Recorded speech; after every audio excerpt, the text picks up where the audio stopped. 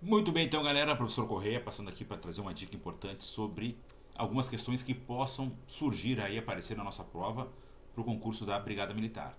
Uma característica forte da Banca Fundatec é o quê? É cobrar ali questões relacionadas à concordância de uma forma um pouco tanto diferente. Ela traz um elemento dentro da frase e nos pede sempre para quê? Porque quando aquele elemento mudar, a gente faça as alterações corretas. E nos pergunta quantas outras alterações irão acontecer no decorrer dessa oração.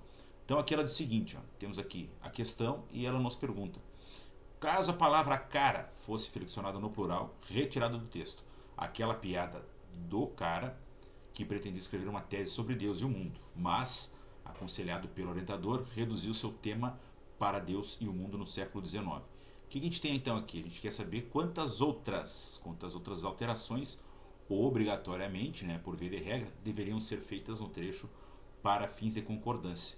Então ele está pegando aqui o elemento cara, né, a palavra, o substantivo cara, e quer saber quantas alterações, né, quais as modificações que irão ser feitas nessa questão da concordância.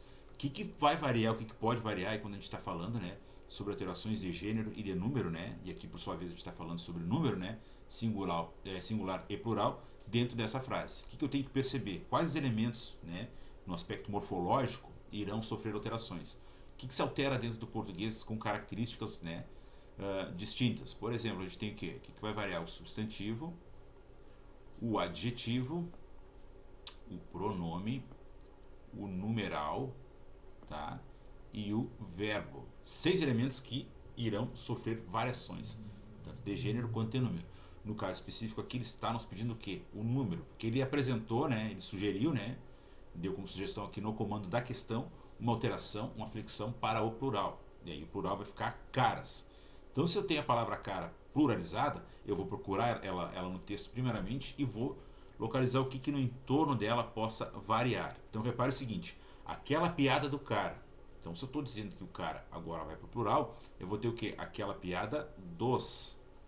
É o que nos interessa. A palavra cara não vai nos interessar. Ela só é o mecanismo aqui para fazer a alteração. Então, aquela piada. Que piada? Piada dos caras. Dos caras. Ó, dos caras. Que pretendia escrever uma tese. Então, tem um pronome relativo aqui que, por óbvio, vai substituir o termo anterior. Se ele substituir o termo anterior, logo o verbo que vem posteriormente, que é pretendia, também vai ser flexionado. Então, aquela piada dos caras que pretendiam.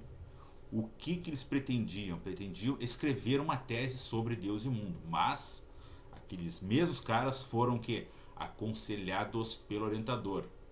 E aí os caras também o que reduziram, ó, reduziram seu tema para Deus e o mundo no século XXI.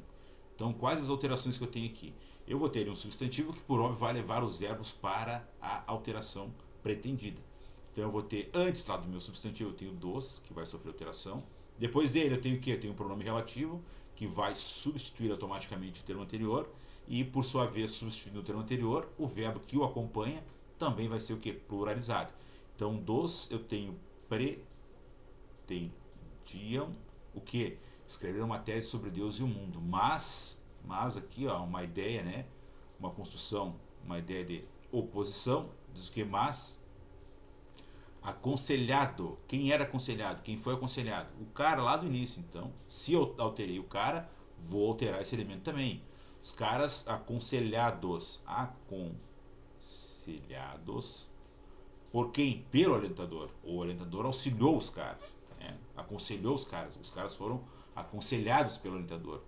Então os caras fizeram o quê? Reduziram. Ó, reduziram seu tema para Deus e o mundo no século XXI.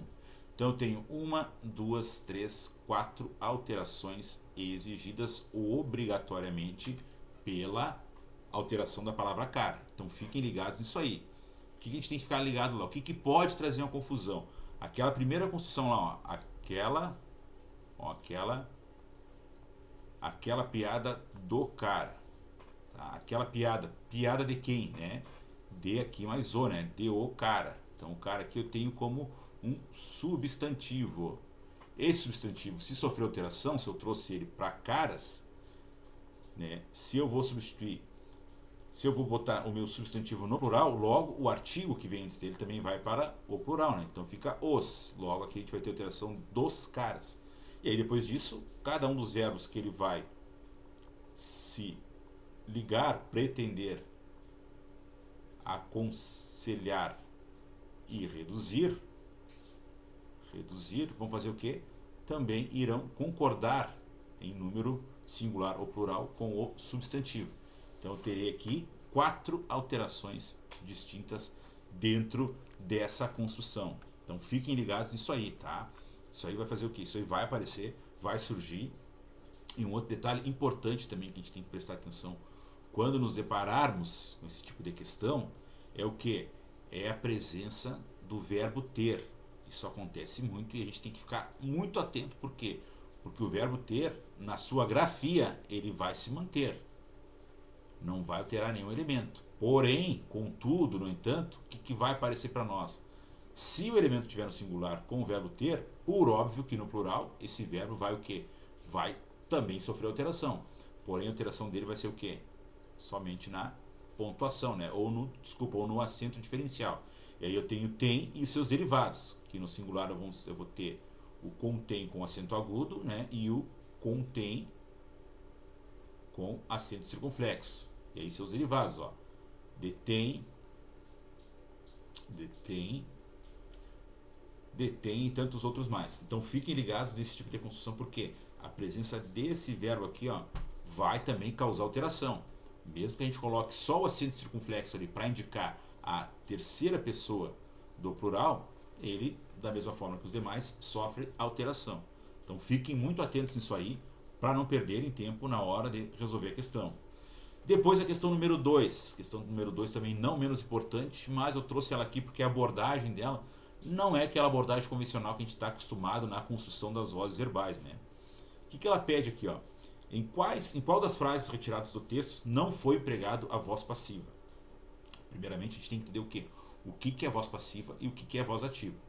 Na voz ativa, eu vou ter o quê? Eu vou ter o meu sujeito aqui praticando a ação, expressa pelo verbo, né, mais a complementação. Se eu quiser transformar essa voz ativa aqui, ó, meu sujeito ativo, né, para voz passiva, o que eu preciso ter? Primeiramente, eu tenho que ter um verbo transitivo direto, porque este verbo transitivo direto, ele vai me possibilitar onde? Na construção da voz passiva, eu tenho que um auxiliar mais o meu verbo principal. Antes de tudo, a gente precisa saber disso aqui, tá? Deixa eu apagar aqui, escrever um pouco mais abaixo aqui para a gente poder enxergar e ficar mais claro a questão para nós, tá? Então, o que eu preciso ter na minha voz passiva? Para eu ter uma voz passiva, o que eu preciso ter na voz ativa? Eu preciso ter um sujeito ativo, né? Tenho voz ativa aqui, aqui eu preciso ter, ó, na minha voz ativa eu tenho que ter um sujeito ativo, mais um verbo, né? Também de ação, por óbvio, mais um complemento. Este verbo aqui, ó, o que a gente precisa dele? Esse verbo precisa ser um verbo transitivo direto. Porque quando eu for passar essa voz ativa para a voz passiva, o meu verbo vai ter que ter, ele vai receber um verbo auxiliar e mais o meu verbo principal. Este verbo auxiliar que está aqui, auxiliando, por óbvio, o nosso verbo principal, esse verbo auxiliar aqui, ó, ele vai assumir a conjugação lá do meu verbo principal. Tranquilo? Feito isso, o que eu vou ter depois numa outra construção? Esquecendo esse lado do verbo aqui, ó, voltando para a frase no sentido completo dela. Na minha voz ativa eu vou ter um sujeito ativo, um verbo e seu complemento. Quando eu for passar isso aqui para a minha voz passiva, o que eu vou ter? Eu vou ter um sujeito paciente, vou ter o meu verbo auxiliar, como eu falei anteriormente, mais o meu verbo principal e mais o meu agente da voz passiva. Isso aqui é a voz passiva. E aí, quem vai ser quem dentro dessa jogada aqui, dentro desse esquema criado aqui? O meu sujeito ativo aqui vai virar lá o meu agente da passiva. O meu complemento do meu verbo aqui, ó, vai se transformar no meu sujeito paciente. E o meu verbo aqui vai se manter, só que agora com o verbo auxiliar, conjugando o tempo do verbo lá na voz ativa. Tá? Então preste atenção nisso aí. É muito importante. Então o que ele está pedindo? Se ele está pedindo o que não foi empregado na voz passiva, por óbvio, olha só, pela questão lógica, ó, não foi empregado a voz passiva. Então, o que não foi empregado a voz passiva? É aquilo que tem voz ativa. Se ele está pedindo o que tem voz ativa, logo a gente tem 4 alternativas aqui que apresentam o quê? A voz passiva. E aí a construção da voz passiva vai ser essa aqui, ó. O meu sujeito paciente, o meu agente da passiva, que vai trazer o quê? Como característica quem? Uma preposição. E aí pode ser de, pode ser com, né? E por aí vai. Mas vamos entender o contexto aqui, vamos entender as frases para ver se a gente acha a caracterização da voz passiva em algumas delas, né? E possamos aí localizar aquela que está empregada ativamente. Então a letra A diz o quê? Será que o pisca? Será que o pisca foi suspenso em Porto Alegre? Então, quem foi suspenso em Porto Alegre? O pisca. Olha a construção verbal que eu tenho aqui, ó. Eu tenho o verbo auxiliar mais o meu verbo principal. Eu posso transformar isso aqui? Posso. Posso dizer o quê? Porto Alegre suspendeu o pisca. Então aqui eu já tenho o quê? O emprego da voz passiva. Então essa questão não me serve. Os veículos vizinhos vão mudando de pista sem avisar. Então, olha a construção. Os veículos vão mudando de pista sem avisar. Quem é que está praticando a ação aqui expressa pelo verbo? É os vizinhos, né? Eles vão mudando de pista sem avisar. Então, os veículos vizinhos vão mudando de pista sem avisar. Então, aqui eu tenho o quê? A presença do meu sujeito ativo. É ele que está praticando, ele não está sofrendo como o pisca aqui em cima. Vamos deixar isso aqui em stand-by e vamos para as demais para ver se elas estão lá dentro da caracterização da voz passiva. Não é o pisca, não é que o pisca é acionado depois. Não é que o pisca é acionado depois. Eu posso fazer o quê? Eu posso só considerar a partir do pisca. O pisca é acionado depois. Depois aciona um pisca. Olha a construção verbal aqui também, ó. Verbo auxiliar mais o verbo principal. Então o pisca é acionado depois aciona um pisca. Então também temos aqui a construção da voz passiva. Lembra lá, ó, sujeito paciente, verbo auxiliar mais o principal e agente da passiva. Ele sequer é concedido. Ele sequer é concedido. Eu posso dizer o que? Ele é concedido, né? Posso tirar aqui o sequer, ó. Posso dizer, ó, ele é concedido. Concedido. Ele é concedido, ele está sofrendo ação também, ó. Concederam ele. Então também temos aqui uma construção de voz passiva. Então vamos eliminar essa alternativa. Para sair de casa, também posso, para sair de casa é exigida uma coragem sobrenatural. Então vejam vocês que aqui houve a inversão da construção. A gente começou ali, para sair de casa, com adjunto adverbial, e é exigida uma coragem sobrenatural. Eu posso dizer o que? Uma coragem sobrenatural. Uma coragem sobrenatural é exigida. Vamos apagar aqui então para dar um espaço para nós. Uma coragem, vamos reescrever isso aqui que a letra está horrorosa. Vamos escrever aqui embaixo para ficar mais claro. Uma coragem sobrenatural é exigida. Olha a característica que eu tenho aqui, ó. Tem o verbo auxiliar e tem o verbo principal. Uma coragem sobrenatural é exigida. Exigiram uma coragem sobrenatural. Então, uma coragem sobrenatural também está sofrendo ação expressa pelo verbo. Então, a gente desconsidera essa aqui, ó. E nos restou o quê? Alternativa B, ó. Os veículos, eles praticaram ação. Eles estão na voz ativa. Os veículos vão mudando de pista sem avisar. Mas, professor, peraí, não tem também a construção ali, ó, da voz passiva? Só que repare que os verbos ali, ó, cada um deles representa uma ação. Os veículos vão o quê? Mudando, vão trocando. Eu posso dizer o quê? Os veículos vão mudando de pista. Os veículos mudam de pista, sem avisar. Então essa construção aqui, ó, da voz verbal, ela está na voz ativa. O que eu tenho aqui, ó, não é um verbo de voz passiva, e sim uma locução verbal. Ó. Os veículos vão mudando de pista sem avisar. Os veículos mudam de pista. Eu estou apenas reforçando essa ideia. Estou trazendo aqui, estou validando de uma forma mais clara essa minha construção. Então, a alternativa correta aqui é a letra B, aonde o sujeito aonde não foi empregado que a voz passiva, e sim a voz ativa, expressando o sujeito que praticando a ação expressa pelo verbo, e não como nas demais, sujeito sofrendo ação expressa pelo verbo. Questão seguinte, que aí engloba mais uns outros detalhes, não só o único tema. Eu falo, grande parte das questões, principalmente cobradas pela banca Fundatec, irão ali trazer outros temas, envolver outros assuntos dentro da mesma questão. E aí nos pergunta, analise as assertivas abaixo sobre palavras presentes no texto. Nos deu um texto, a gente não vai precisar fazer uso desse texto, trouxe aqui as palavras para que a gente analisasse. Então, a palavra recém-nascida leva hífen pelo mesmo motivo de disse-me. Olha lá, o que eu tenho? Eu tenho recém, que é o quê? É um prefixo, né? Recém é um prefixo, por óbvio, dentro das regras lá dos prefixos, o recém, toda vez que for adicionada a uma outra palavra, ó, vai fazer o uso do hífen. E aí a gente tem algumas regrinhas básicas que a gente tem que saber que o quê?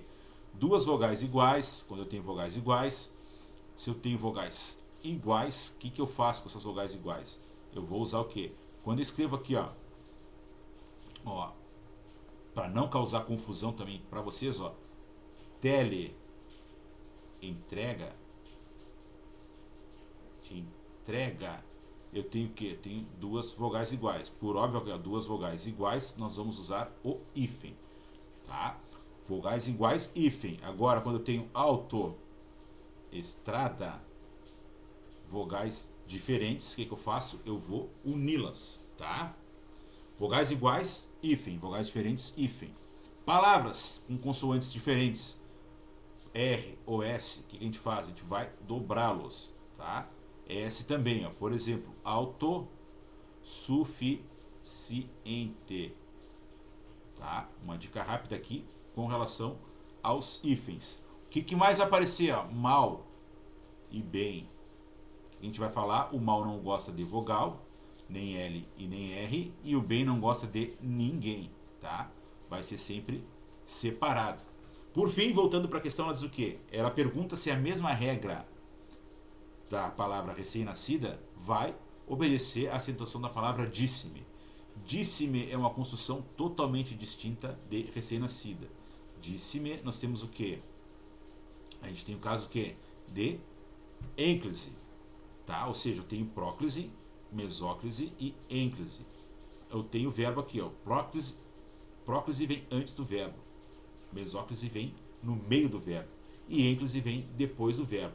Nesse caso específico aqui, ó, eu estou fazendo o quê? Eu estou representando um elemento. Ó. Quem diz alguma coisa a alguém. Esse disse-me está fazendo referência a um outro elemento dentro da frase, tá? Que por óbvio está representado aqui pelo pronome, né? Pelo pronome oblíquo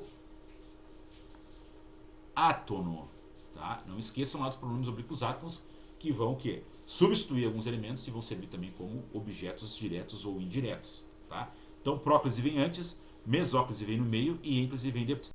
O que dá pra gente gravar aqui, ó? Mesóclise vai acontecer com relação aos futuros. Deles, o futuro do presente e o futuro do pretérito. Não esqueçam, futuro do presente ou futuro do pretérito. Então, a alternativa aqui, a nossa primeira alternativa, ó, que está perguntando lá se as corretas. Aqui também tem que ficar ligado, ó, se ele está pedindo as corretas ou as incorretas. Então, a primeira está incorreta. Depois eu tenho a palavra passando e caminhada. O que nos pergunta? Se ambas as palavras, né, apresentam dígrafos. O que seriam os dígrafos? O que a gente tem que ficar ligado aqui quando for falar da questão de quê? De fonética, né, ou fonologia, ou encontros consonantais ali, né, na construção dos dígrafos. Não dá pra gente errar, porque isso aqui vai aparecer na prova, e a gente olhando aqui o exercício, a gente vai ficar com clareza total para resolvermos essa questão. O que ela nos traz aqui? Ó? Duas palavras, caminhada e passando, pedindo para que a gente faça o quê? Que a gente analise se ambas têm dígrafo. Quais os tipos de dígrafos que eu tenho? Eu tenho os dígrafos consonantais, que a gente já conhece, né, tradicionalmente, e temos também os dígrafos vocálicos. Quais são os dígrafos consonantais? Na sua maioria, a gente tem o quê? O LH, o NH, os dois R's, os dois S's, SC, ESC cedilha. Vai. O que vai cair aqui para nós? O que vai perguntar? Não são aqueles dígrafos convencionais, né? Os dígrafos consonantais que são os convencionais. O que a banca vai querer que a gente saiba? Os dígrafos vocálicos, que aí são diferentes dos encontros vocálicos. Um acontece aonde? No meio de palavra. Meio de palavra, tá? Preste atenção aqui, ó. Os dígrafos vocálicos acontecem onde? Ó? No meio de palavra. E os encontros vocálicos vão acontecer onde? No final, tá? De palavra.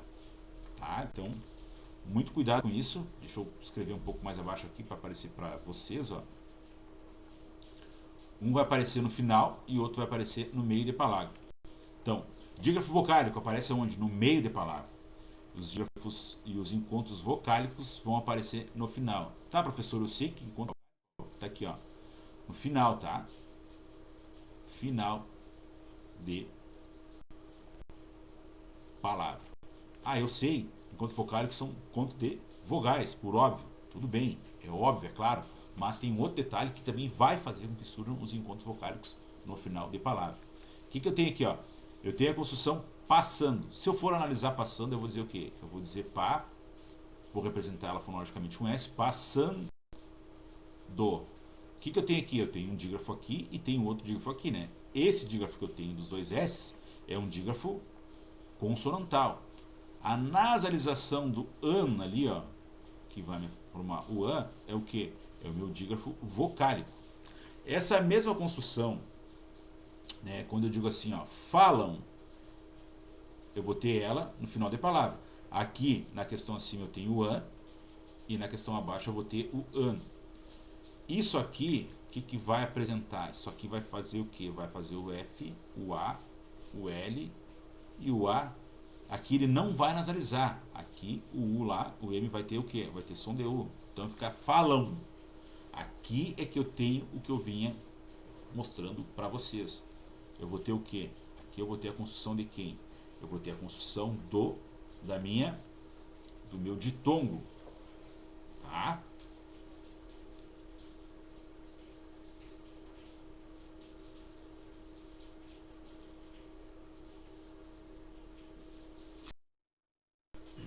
Então falam, eu vou ter o quê? No falam aqui, ó, eu vou ter a construção do ditongo, ó. Falam, aqui eu quero justificar a existência que do encontro vocálico, que é o quê? Que é quando os elementos am, em, on e vão aparecer onde? No final de palavra. Então fique ligado que se a Branca cobrar alguma coisa, ela vai cobrar o quê? Se a gente tem o conhecimento disso aí, se a gente sabe realmente qual é a distinção de cada um deles.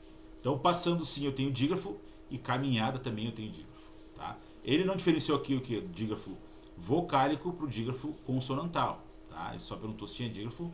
Por óbvio sim a gente tem a presença de quem? Dos dígrafos aqui. E por fim ele vai perguntar para nós ali o que? Se a palavra última, olha só a pergunta, olha a maldade, ó. A palavra última não é acentuada pelo mesmo motivo de imóvel. Se a gente fizer a leitura rápida, até um dos motivos de trazer essa questão é por esses dois elementos aí, ó. Se a gente fizer a leitura rápida, a gente vai se perder e vai se confundir. Tenho certeza disso. Tenho certeza disso, tá? Olha ali, ó. Palavra última. O que eu tenho na palavra última aqui? Eu tenho a minha última, penúltima e antepenúltima sílaba tônica. Logo aqui eu estou dentro da regra das paroxítonas. Tá? Depois eu tenho a palavra qual? Eu tenho a palavra imóvel. Olha ali, ó. Deixa eu botar ela separada aqui, ó. Tem a palavra imóvel. Tá? O que eu tenho aqui? Que tipo de construção eu tenho aqui? Eu tenho uma, se não for a última, que vai ser oxítona, eu tenho a antepenúltima, que são as paroxítonas. Tá? Então, penúltima sílaba tônica, terminada em L. Qual é o maior leque dentro da língua portuguesa de palavras que vão receber acentuação? São as paroxítonas. Por quê? Porque as paroxítonas aí nos pedem um monte de palavras, né, para serem acentuadas. Vamos dar uma olhadinha aqui rapidamente, né? Quais as terminações que a gente tem que ficar ligado para acentuarmos as paroxítonas.